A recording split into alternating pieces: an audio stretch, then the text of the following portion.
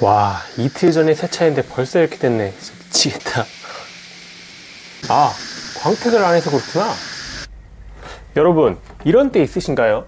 특히나 요즘 같은 꽃가루가 날리는 계절엔 차량 더러워지는 속도가 훨씬 더 빠른 것 같아요. 이럴 때 중요한 게 뭘까요? 바로 광택입니다. 광택을 한다는 것이 단순히 광을 내게 한다고 생각하면 오산입니다. 광택의 효과 중엔 방호성이라고 하는 기능이 있는데요. 쉽게 말씀드리면 차량이 덜 더러워진다라는 뜻입니다. 우리가 미끄럼틀을 타는데 기름칠을 했다고 한번 생각해 보세요. 그러면 훨씬 더 빨리 내려가겠죠? 같은 원리입니다.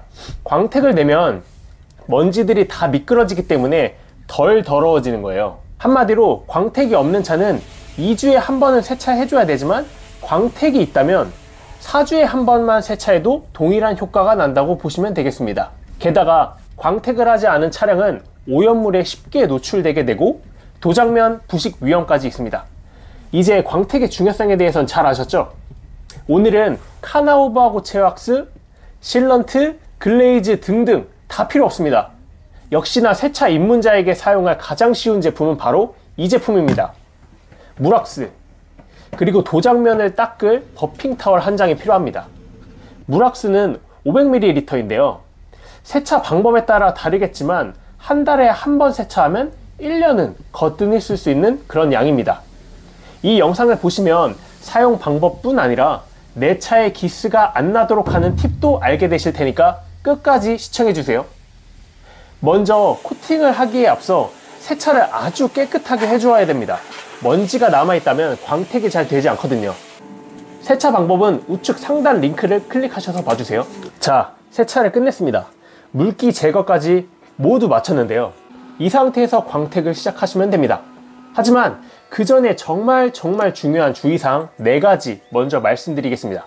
첫 번째, 아래에 고형분이 있기 때문에 충분히 흔들어서 사용해야 됩니다. 안 그러면 고형물이 도장면에 묻어서 얼룩이 질 수가 있어요. 두 번째, 버핑 타월은 털어서 사용해 주세요.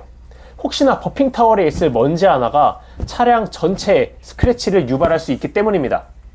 세 번째, 차량 전면 유리에는 분사하지 않도록 해주세요. 물왁스를 뿌리게 되면은 비산이 굉장히 심하게 되는데요. 이 때문에 앞유리에 묻을 가능성이 매우 높습니다. 이때 제대로 닦지 않으면 와이퍼를 돌릴 때 뽀드득 하는 소리가 날 수 있으니까 주의하세요. 그리고 마지막으로 4번째, 왁스칠을 한 후에 잔사를 모두 닦아주세요. 안 그러면 얼룩이 남습니다. 이따 이 부분은 자세히 말씀드릴게요. 어쨌든 이 4가지는 꼭 기억해 주세요. 하지만 여러분들이 당연히 까먹으실 수 있으니까 광택 작업을 하면서 한 번씩 다시 말씀을 드리도록 하겠습니다. 자, 본격적으로 광택 시작합니다. 일단 먼지가 묻어 있을 수 있으니까 타월을 충분히 털어줍니다. 그리고 물왁스는 아래 고형물이 있을 수 있으니까 충분히 흔들어서 사용해 주세요. 흔들지 않으면 고형물이 차에 묻어서 얼룩을 남길 수가 있습니다. 자, 이제 타월에 물왁스를 뿌려주시면 됩니다.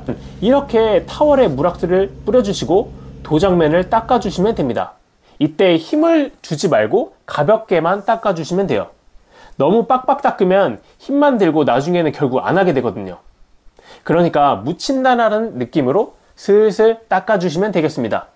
여기서 중요한 게 왁스가 마르기 전에 재빨리 뒤집어서 잔사를 닦아주셔야 한다는 겁니다. 이 잔사도 제대로 못 닦으면 얼룩이 되거든요, 결국엔. 같은 방식으로 모든 도장면에 작업을 쭉 해주겠습니다. 옆면도 똑같이 닦아줄게요. 참고로 앞유리는 와이퍼 때문에 조심하라고 말씀드렸죠. 근데 앞유리를 제외한 나머지 유리는 물왁스로 닦아주셔도 무방합니다. 그러니까 걱정 마시고 다 닦아주시면 되세요. 세차할 때는 보통 잡생각이 없어지는 것 같아요.